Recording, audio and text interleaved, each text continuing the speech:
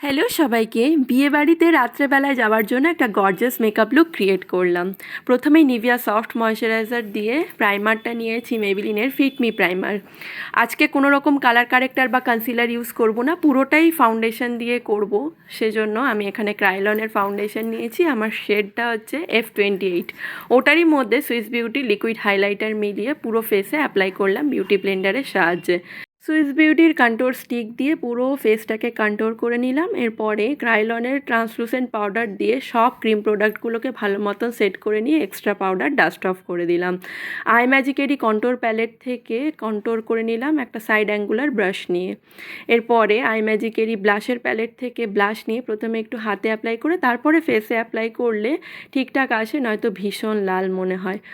ওই প্যালেট থেকেই হাইলাইটার নিয়ে মুখের হাইলাইটিং জোনগুলোকে একটা ফ্যান ব্রাশের সাহায্যে ভালো মতন হাইলাইট করে নিলাম। এরপরে আইব্রোটাকে সেট করে নিলাম আই ম্যাজিকের আইব্রো জেল দিয়ে আর বেলির একটা ব্রাশ নিয়ে। আমি এখানে সুইস বিউটির মেকআপ ফিক্সার ইউজ করেছি, আপনারা আপনাদের মতন যে কোনো ফিক্সার ইউজ করতে পারেন।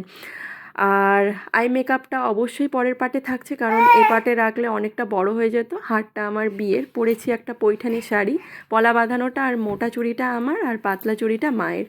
খুব হালকা পাতলা সেজেছি, কিন্তু গর্জাস হয়েছে সাজটা। আই মেকআপটা দেখলে অবশ্যই বুঝতে পারবেন। এ পর্যন্ত কেমন লাগলো অবশ্যই কমেন্টে জানাবেন।